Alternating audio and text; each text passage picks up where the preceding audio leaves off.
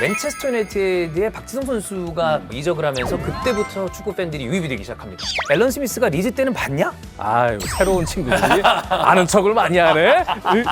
그래서 주로 인자기의 어떤 별명은 주워 먹기죠. 중계진 입장에서는 어떻게 난감해요, 정말. 할 수 있는 방법이 없어요. 그리고 나서 제가 리버풀 팬들한테 욕을 많이 먹었지. 전 세계 왜 그거 얘기 해설자들이 안 다 하냐. 같이 죽었을 그거 겁니다. 저보고 네. 어떻게 하라는 얘기야.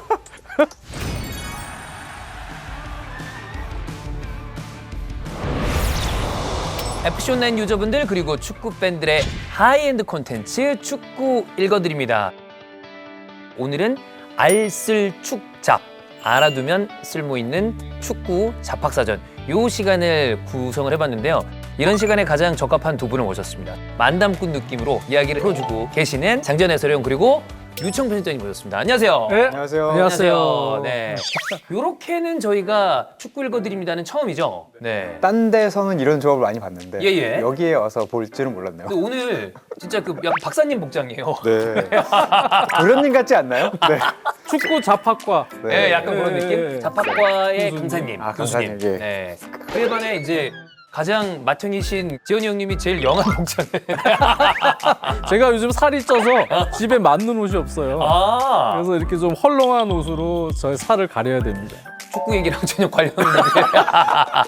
잠깐 잡학이에요, 해봤는데. 잡학. 잡학이죠. 예, 그렇습니다. 특히 유청 기자도 그런 거 좀 잘하잖아요. 그렇죠. 잡학. 한국 축구 잡학에 능한 유청 기자고요. 예. 저는 이제 이렇게 뭐 딱 던져드리면 네. 이제 감탄사에 능하죠. 아, 첼시 얘기하면 뭐 이런 거. 그렇죠.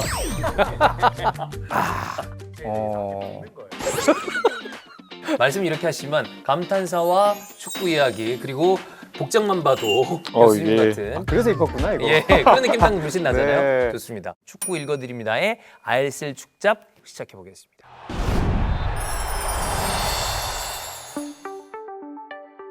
초등학교 5학년입니다. 예전부터 부모님이 젊었을 때 사진을 보여줄 때 늘 하시던 말씀이 이때가 리즈 시절이었지 하셨습니다. 그래서 저는 제일 멋지고 예뻤을 때 쓰는 말인 줄 알고 평소에 많이 사용을 했거든요. 그런데 이게 축구에서 나온 말이라면서요. 축구에서 시작된 유행어가 대중적으로 쓰여지는 유행어가 된 게 이게 좀 시초 같은 느낌이죠.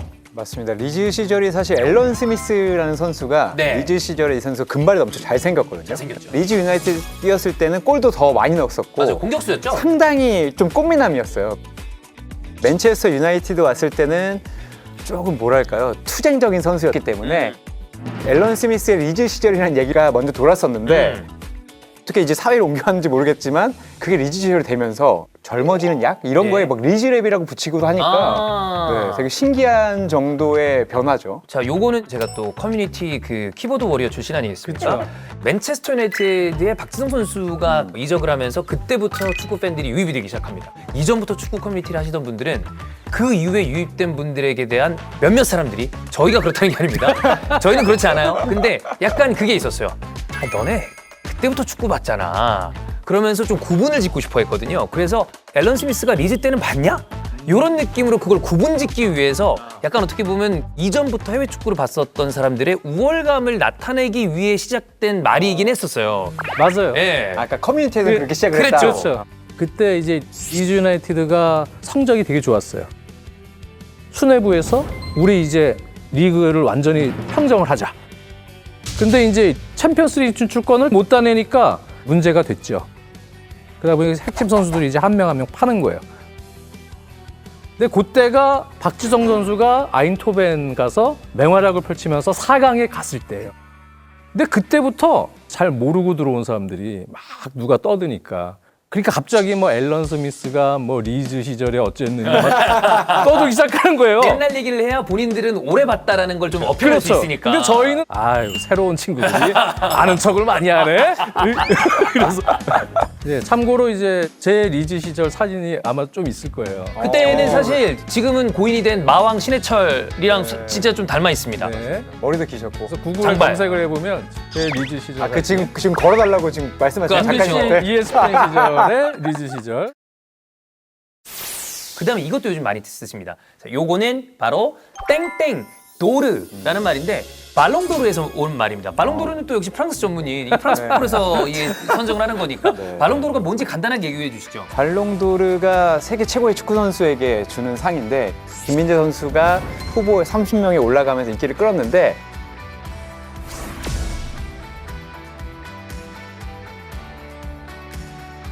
발롱이 공이고요. 공. 도르가 수상 명사에 대해서 앞에 붙는 거예요. 드오르인데 오르가 금입니다.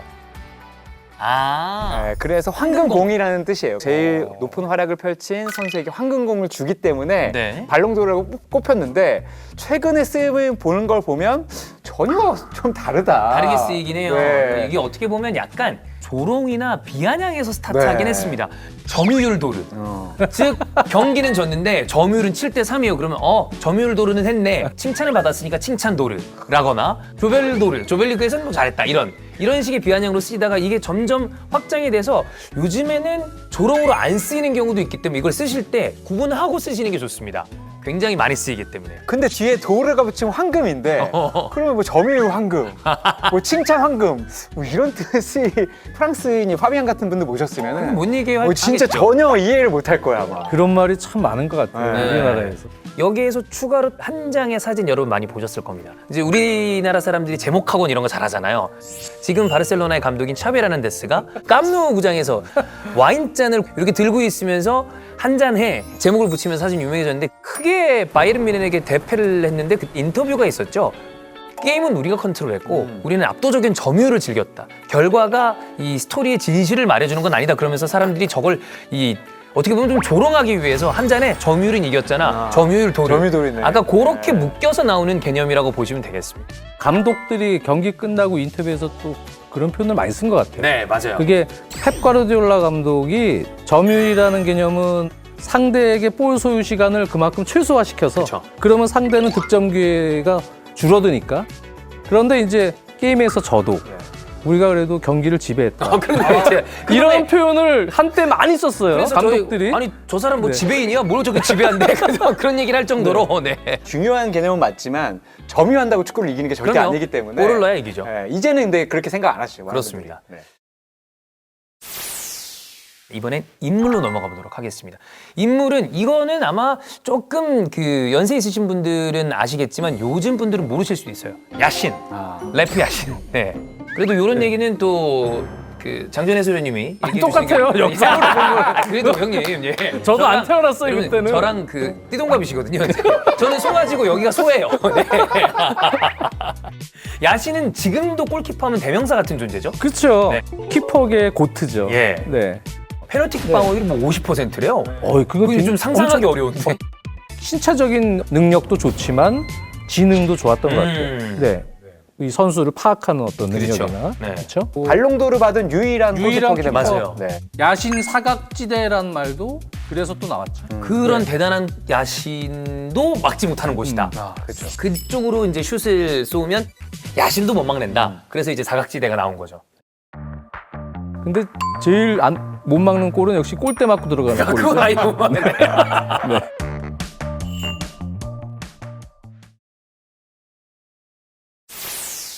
그다음 아마 손흥민 선수가 이 상을 수상했기 때문에 이 사람이 누구지 궁금해하시는 분들 있을 겁니다. 네. 바로 푸스카스 상입니다. 네, 이 선수는 레알 마드리드 가서 챔피언스리그 연패를 이끌 정도로 잘했는데 상당히 기술이 좋았대요.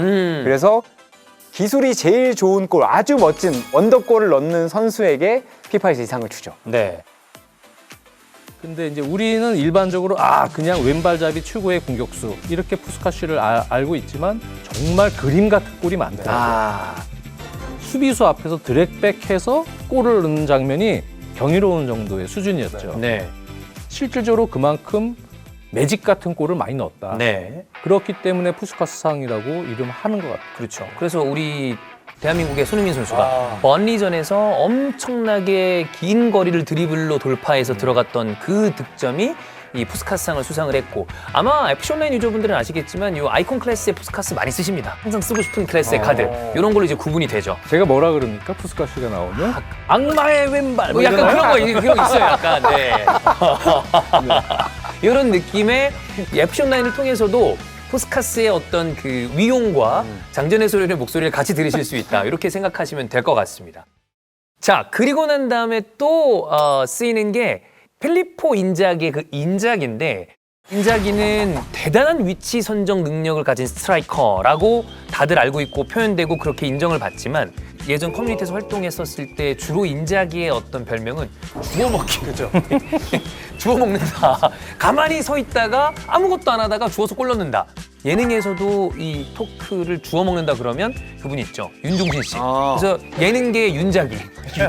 인자기, 예능계의 인자기가 윤종신 윤자기다. 이런 식으로 인자기를 많이 썼습니다. 그리고 이렇게 약간 사진 찍을 때 네. 자리 잘 잡는 사람들 있잖아요. 맞아요. 인자기급 위치 선정. 위치 선정. 그러니까 움직임이 정말 좋고 축구 지능이 너무 좋아서 벌써 딱 오프더볼 움직임을 워낙 잘 가져가니까 그렇게 위치 선정이 좋은 거예요.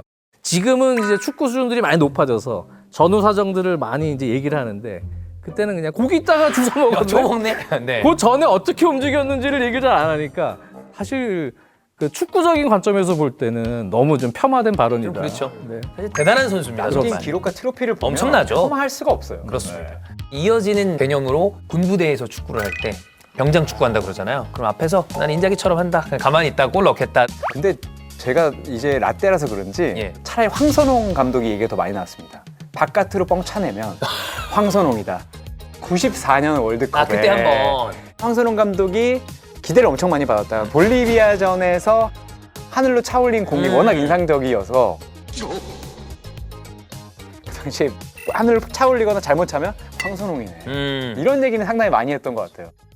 제가 그때 중학생이었는데 발 각도가 안 나오는 것은 잔디가 없었기 때문이라고 TV에서 분석도 하고 그랬어요, 나름. 그 대회 전에는 막 폭포에서 황선홍 그렇죠. 감독 슈팅하는 거 막 98년 막 앞 네. 그런 거 막 대문짝에서 그렇게 막 올려주고 네. 못하면 또 엄청 떨어뜨리고. 까고, 뚝 떨어뜨리고 이런 얘기 나오면 거짓말이라고 생각하실 거예요. 폭포 차는 사진이 스포츠면 1분에 나왔다. 네. 뻥치지 말아라. 실제로 있습니다. 하지만 실제로 있었습니다. 실제로 있습니다. 실제로 있습니다. 예능과 토크쇼에서도 많이 쓰이는, 혹은 소개팅 자리에서도 이게 잘 돼야 된다라는 표현을 쓰거든요. 바로 티키타카입니다. 어원은 우리가 생각하는 축구 쪽에서 왔다라고, 이제 즉 스페인어에서 왔다라고 보면 되겠죠? 탁구공이 왔다 왔다 갔다 갔다. 하는 소리를 티키타카라고 하고 우리는 핑퐁? 뭐 네, 이런 영어로는 것처럼. 핑퐁인데 네. 과르디올라 감독이 이끌던 FC 바르셀로나에서 패스를 짧게 받으면서 상대를 무너뜨렸기 때문에 이걸 티키타카 풋볼이라고 표현을 했죠.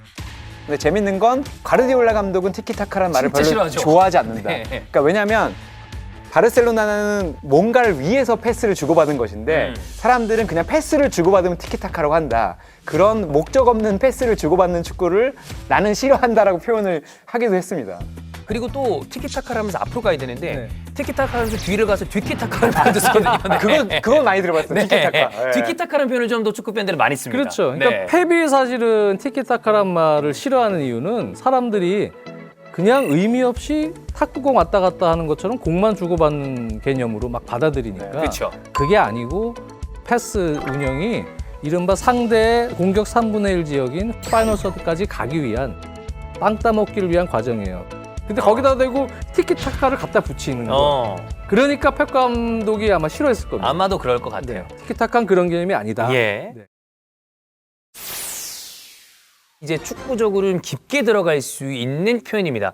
이건 실제로 해외에서도 쓰이는 표현이기도 하고 바로 사키이즘이라는 단어인데 전술적으로 보시는 분들은 아마 한 번쯤 들어보셨을 사람이죠. 바로 아리고 사키에서 시작된 철학이라고 보면 되겠죠? 그렇죠. 네. 토탈풋볼을 한 단계 발전시켜서 현대 축구처럼 만든 게 사키이즘인데 우리가 생각하는 442 하면 그렇죠. 그 사키의 어떤 전술로부터 나왔다라고 맞습니다. 생각하면 되는 정도의 또 레전드라고 보면 되겠습니다. 이누스 미엘스 아약스 당시의 감독이 그것을 좀 이렇게 체계화시키고 그리고 대중화시켰다 이런 의미 있지만 그 이전에도 토탈풋볼이 없었던 건 아니고요. 그렇죠.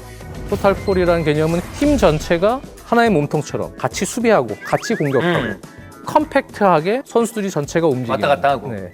근데 이제 아리고 사키의 축구가 어떻게 보면은 토탈풋볼의 단점을 조금 질서정연하게 만들어서 보완을 한 개념이에요. 네. 그래서 4-4-2 4명, 4명, 2명이 하나의 몸통처럼 컴팩트하게 횡간격, 종간격 하에서 같이 공격하고 음. 수비하고 소유권을 잃었을 때 같이 공격 전환을 하고 하는 개념인데 질서정연하게 조직적으로. 같이 움직이거든요. 네, 4명이 하나의 뭐 끈을 단 것처럼. 맞아요. 다른 개념으로 받아들인 사람도 있는데 토탈 풋볼을 더 진화시킨 모델이라고 보시면 됩니다. 여러분 FC9에서 다 쓰고 계시죠? 볼리트, 레이카르트. 여러분이 친숙하게 보았었던 아이콘 클래스의 선수들 모두 다 이 사키이즘에서 활약했던 선수라고 보시면 되겠습니다. 여자친구와 함께 축구 경기도 자주 보고 게임도 자주 합니다. 그런데 오프사이드 상황이 발생할 때마다 저게 왜 오프사이드야? 라고 물어보는데 아무리 설명을 해줘도 이해를 못해요. 전문가분들께서 머리에 딱딱 박히게 설명 좀 해주세요. 오프사이드가 사실 축구를 계속 보는 분들도 룰 개정이 조금씩 있으면서 헷갈려하는 분들이 굉장히 많은 개념이죠. 네, 오프사이드는 공을 찼을 때 일단 수비수, 네. 골키퍼를 포함한 최종 수비수보다 나의 팔을 제외한 신체 부분이 더 나가면 안 된다. 그러니까 앞에 있으면 뭐 파울까지는 아니지만 공격권을 넘겨줘야 되는 상황인데 이게 정말 계속 바뀝니다. 사람들이 헷갈려하는 것이 옵사이드의 위치에 있지만 옵사이드 상황이 된 선수가 간섭을 한다거나 관여. 네, 방해를 예. 한다거나 또는 거기서 어떤 이득을 취한다거나 이런 행위를 하는 기준 그런 것들이 사실은 심판마다 약간씩 다를 수가 있거든요. 네. 네, 그런 상황에서 오는 문제들. 그렇죠. 예전에는 공격 방향과 상관없이 넘어가 있으면 무조건 오프사이드였거든요. 맞아요. 근데 이제는 아까 말씀하신 대로 관여하지 않으면 오프사이드가 또 아니고 관여하지 않았다고 보지만 말씀드린 심판은 저거 관여한 거다 그렇죠. 라고 보면 또 해석이 아주 들어갈 수 있기 때문에 네. 제가 봤을 때 설명하기가 사실은 어렵다. 어떤 상황 보면은 좀 어처구니 없는 상황도 있거든요. 네. 심판이. 그런 경우는 중계진 입장에서는 어떻게 난감해요, 정말. 할 수 있는 방법이 없어요. 네. VR에서 봤으니까 그림을 안 보여주나 보다. 라고 당연히 생각할 당연히 수밖에 믿고 없죠. 그냥 가는 네. 거거든요. 그러고 나서 제가 리버풀 팬들한테 욕을 많이 먹었지. 전 세계 왜 그거 얘기 해설자들이 안 다 하냐. 같이 죽었을 그거 겁니다. 저보고 어떻게 네. 하라는 얘기야. 그건 알 수가 없는데 그죠. 그 기술을 도입을 했음에도 불구하고 잘못 이용되는 경우들이 있으니까 좀 난감하긴 합니다. 자, 근데 이런 규정들이 이 또 대회마다 큰 대회마다 조금씩 바뀌고 있는 게 있는데 골키퍼에게 백패스를 했을 때 손으로 잡으면 안 된다. 그렇죠. 네. 90년 월드컵에 제가 알기로 거의 골이 한 골 정도 나왔던 최악의 월드컵이었어요. 큰 공을 바꿔라. 축구와도 어떻게 좀 해봐라.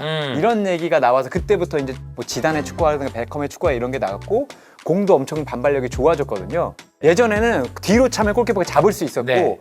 위험하면 수비수들이 공을 뒤로 주죠. 뒤로 줘버리는 거예요. 골키퍼가 잡으면 경기가 당연히 무주해지고 그걸 잡게 되면 간접 프리킥이 주어지죠. 간접 프리킥이 주어지죠. 예.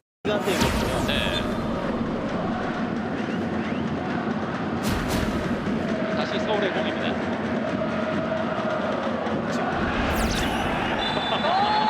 자, 여기서 잡았는데, 자, 슛! 자, 이게 뭔가? 다른 종목이긴 하지만 여러분 그 80년대 NBA에는 3점 슛이 없었다고 합니다. 그러다가 도입이 됐으니까 ABA라는 그 하위 단체를 합수를 했습니다. 근데 여기가 하위 단체이다 보니까 재미를 상당히 연출하기 3점슛이 있었거든요. 그 단체를 흡수하면서 그걸 받아들인 거죠? 받아들인 거죠. 이런 의미로 축구에서 2점 슛이 나와야 축구가 더 인기가 있을 것이다라고 얘기하는 이존의 소리형 같은 분도 있습니다만 예, 그거는 이제 좀 현실적으로 불가능하지 않나. 어떤 상황에서요? 멋있게 넣거나 아니면 일정 이상 거리 네. 바깥에서 넣으면 2점 어떠냐. 그래서 그건 말도 안 된다 그랬더니 그럼 골대 크게 늘려보자. 네. 아니 저도 그런 거 있어요. 베컴처럼 하프라인 바깥에서 찬다. 예. 우리 쪽에서 차서 넣으면 2점 주자. 자, 여기서 이제 서울은 하나 만들어내지 않으면 또 전반전과 같은 그런 상황에서 실점할 수 있어요. 예. 기성용의 레이저 패스가 들어갔습니다.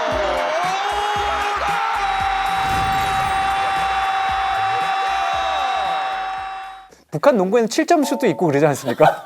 네, 그건 나름입니다. 근데 물론 이게 안 되겠지만 축구는 우리가 이제 재미를 위해서는 생각은 여러 가지로 해보는 거죠. 네. 어떤 예술적인 슈팅 같은 경우에 거기 예술 심사단이 기술 점수. 예, 점수에서 무슨 골이 들어가면 예. 딱 요청하면은 이제 선수단이 기준 점수 딱 올려서 넘어가면 2점. 아, 네. 그런 거는 해도 괜찮겠 그분들은 한 골도 안 나오면 그냥 계시다 가셔야 그래, 되죠. 계시다가 대기. 아, 대기.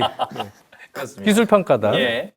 중계 방송으로 넘어와서는 여러분 그 기억을 하실지 모르겠지만 센터링. 옛날에 일본식 표현들이 많이 없었어요. 헤딩, 센터링은 사실 일본식 표현이라서 그렇죠. 그건 크로스로 바꿨고 사실은 제가 중계를 하면서 저 때문에 생긴 표현 저는 사실은 재미로 쓴 건데 처음에 선수들의 오늘 컨디션이 뭐 나쁘고 근데 사실 컨디션이라는 말을 외국에서는 잘 안 쓰고 선수들한테는 폼이라 그랬거든요. 폼. 예, 맞아요. 그 말도 제가 처음 쓰기 시작했어요. 아. 사실은 적합한 표현은 더 가까운 건 폼이다. 네. 이러니까 이제 어느 순간 또 그것도 이제는 일상화된 상황이 됐어요. 맞아요. 폼 미쳤다는 여러분 이스타TV에서 나왔습니다. 찾아보시면 저희가 스타트입니다. 이것도 폼이- 저희가 이걸 뭔가 해놨어야 되는데 그러니까. 사회로 네. 넘어와서 폼도. 다 넘어왔어요. 뭐만 하면 폼이 안 좋대. 축구 표현인데 자 이렇게 소소하지만 축구를 이야기하는데 꽤 도움이 될 만한 이야기들을 저희가 축약해서 쭉 말씀을 드렸는데 뭔가 여기까지만 하면 약간 아쉬워서 제작진분들의 질문을 저희가 모았습니다. 첫 번째, 축구 클럽 이름을 보면 대부분 유나이티드 혹은 FC, 뭐 때에 따라서는 CF가 붙어있는 경우가 많은데 왜 그런가요? FC는 풋볼 클럽입니다. 예. CF는 클루브 대 풋볼이고 그리고 AC는 아소시아치오네 칼치오라 그래서 그러니까 다 축구 클럽. 다 축구팀. 축구팀 아니면 스포츠 네. 클럽 이런 게 붙어 있어서 그런 거고 유나이티드는 어떻게 보면 콘소시엄이죠. 여러 회사의 팀들이 모였다. 연합. 아니면 연합 팀들이 모였다. 그래서 유나이티드 붙이게 된 거예요. 네. 두 번째, 자, 상해 탈의 세리머니 하면 경고를 받습니다. 금지 조항 왜 생긴 건가요? 그런 거 봤죠? 예. 여러 가지 이유가 있는 것 같아요. 그렇죠. 제가 예전에 취재한 바에 의하면 첫 번째가 스폰 때문에 그렇습니다. 그게 제일 컸죠. 네, 스폰. 스폰서들이 유니폼에 계약들을 합니다. 그 계약 조건에 경기장 안에서 계속 그거를 유지하고 노출이 있어야 돼야 돼요. 된다. 네. 근데 골 넣는 상황이 가장 노출이 많을 중요한 최고죠. 시기인데 거기서 그걸 벗어요? 그럼 스폰서들 계약 위반입니다. 네. 네. 상업적인. 네. 그리고 이제 두 번째는 이제 혐오스럽기 때문에. 네. 혐오스럽다는 분들이 좀 있어요. 예. 네. 그다음에 이제 정치적인 메시지를 네. 또 그쵸, 여기 그쵸, 넣은 그쵸, 경우가 그쵸. 많았어요. 맞아요, 맞아요, 예. 맞아요. 이런 이제 메시지를 또 표출할 수 있기 때문에 그 감수하고 또 하는 선수들이 있잖아요. 경고 받고 네. 본인 경고 있는 거 깜빡하고 있다가 골 넣어서 흥분해서 이거 해서 퇴장당하는 선수 있었어요. 네, 윌리치라고 네, K리그에 있었습니다. K리그에 예, 바로 예. 지난 시즌에 있었습니다. 바로 있었죠. 네.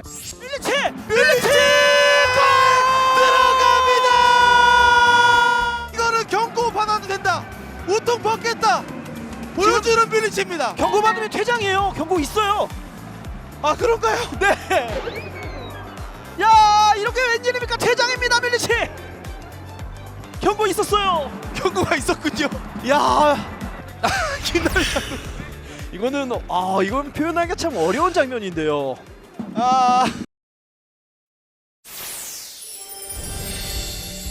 자, 이렇게 오늘 알쓸 축잡으로 여러분께 선보여 드렸습니다. 두 분은 이렇게 축구 얘기를 자잘하게 얘기한 게 굉장히 오랜만이실 것 같은데 이런 얘기는 요즘엔 또 자주 하지 않게 되잖아요. 막 전술 얘기를 되게 깊게 한다거나. 저희들끼리는 예. 뭐 이런 얘기를 하지 않죠. 그렇죠. 이런 얘기를 이런 얘기하면 술 취한 거죠, 그죠? 네. 맞아요. 너 취했구나. 많이 하면서. 취해서 막 예. 네. 옛날 얘기하시는 것도 옛날 얘기하면 좋아하잖아요. 한참 좋았는데 다들 3분을 못 듣고 떠나겠다고 시간을 네, 여기에서는 이렇게 길게 얘기할 수 있습니다. 이번 기회를 통해서 아마 여러분께서도 어렴풋한 개념이라거나 아니면 어원을 모르셨던 분들이 좀 비교적 좀 쉽게 두 분 이야기를 통해서 알게 되지 않았나 이런 생각이 듭니다.